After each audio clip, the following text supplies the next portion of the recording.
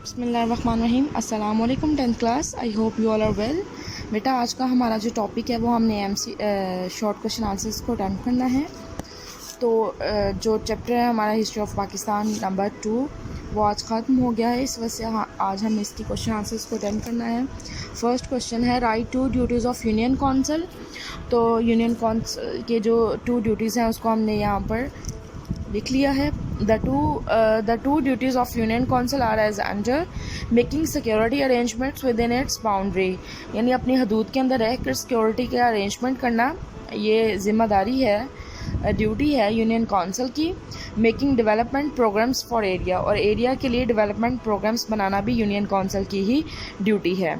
उसके बाद बेटा सेकंड क्वेश्चन में थोड़ा सा डिफरेंस है। कुछ की बुक्स पे होगा what is meant by local government system, and कुछ की बुक्स पर होगा why was Washington declaration made. तो जिनकी बुक पर तो है what is meant by local government, उनको पहले मैं आंसर दे देती हूँ यहाँ पर।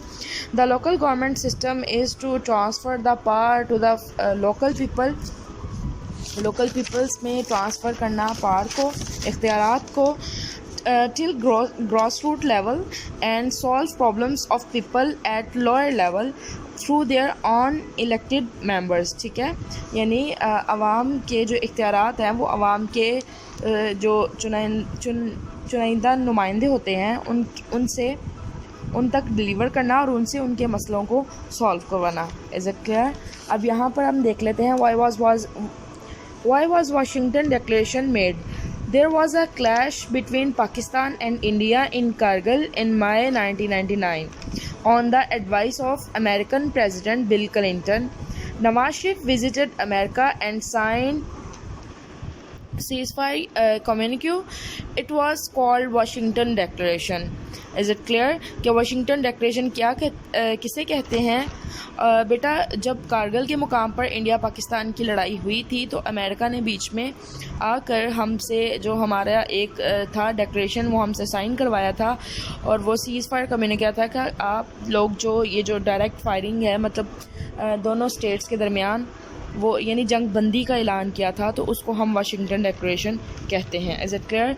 आपका थर्ड क्वेश्चन है why did president Ghulam Ishaq Khan dismiss the Benazir Bhutto's government. तो उसका आंसर है president Ghulam Ishaq Khan used his power under section 58 2B of the government under discharge of corruption on 6 August 1990। यानी प्रेसिडेंट गुलाम इसहाक खान ने अपने इख्तियारात को इस्तेमाल करते हुए 58 2B के तहत गवर्नमेंट भुट्टो की जो बेनज़ीर भुट्टो की जो गवर्नमेंट थी उसको ख़त्म कर दिया। उसके बाद है right to measures taken for the women in Musharraf government.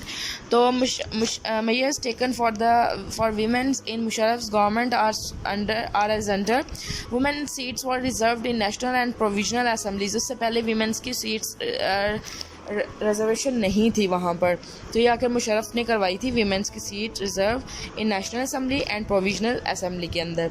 उसके बाद है सेकंड जो स्टेप था women were given small loans on easy installments without any reference, यानी वीमेंस को भी छोटे कर्जे दिए जाते थे। फिफ्थ क्वेश्चन है under which law did American discontinue the supply of defence armaments to the Pakistan. कि कौन सी तरमीम के तहत अमेरिका ने पाकिस्तान को असलहा देना बंद कर दिया था?